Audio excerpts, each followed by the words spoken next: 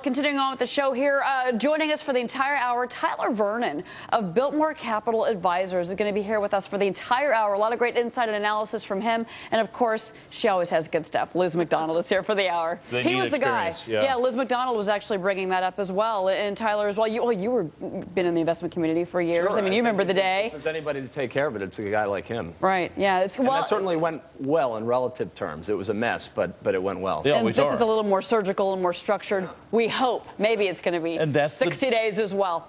That's the debate. How long will it take? Everybody says fast, and you talk to some people who are bankruptcy experts, and they say there's no way it's going to go that fast. But we'll see if Gonzalez can do it quickly. I also, Tyler, something that Chris Cotter had mentioned, and we've all been talking about here, is the financing issues with this. Is the GMAC, the Chrysler financing arm, being pulled apart?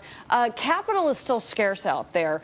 How can GMAC be the loan survivor here, or the loan provider for the financing for autos going forward? Well, I tell you, it's going to be at the whims of the government. And at this point, they're making a lot of the decisions.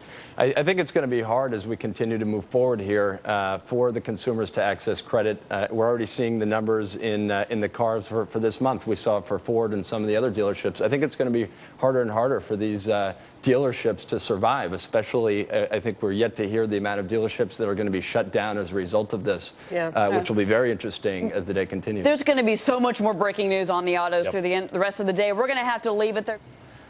Well, you raise an interesting point. There is definitely a split between the people who got the TARP money, the 4 banks that own 70% of the obligations, and the other firms that don't have TARP money. That's one of the issues in bankruptcy, actually, that the people who don't get the TARP money are going to be able to say, hey, look, these guys accepted the terms not in good faith because the government is giving them a lifeline. So they're basically being induced to accept these terms because they're dependent on the government. Ironically enough, the government is expecting those same hedge funds to bail out the banks with that $1 trillion PPIP program that they're going through. So, they're sort of speaking out of both sides of their mouth to some extent. But wait a minute, Tyler, Liz, come on, guys. This makes me crazy. Tyler, hop in here, please. Well, I'm just saying, let's go back to why people buy senior secured debt in the first place. They buy it so they can have the first claim on these assets. And I think this could really change how bonds are traded going forward. It could get more expensive for companies to raise debt.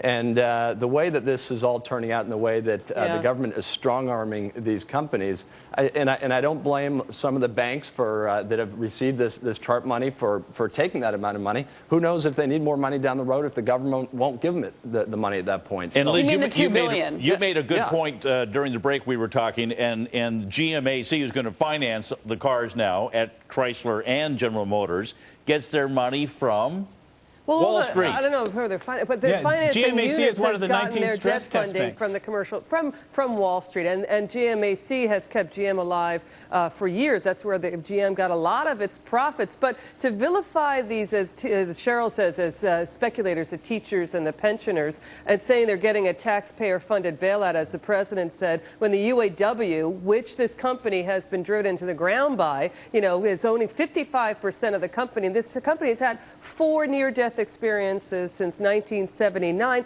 That, at minimum, is an overstatement. And I think, Peter, I'm not mistaken, in your piece, you actually used the word speculator.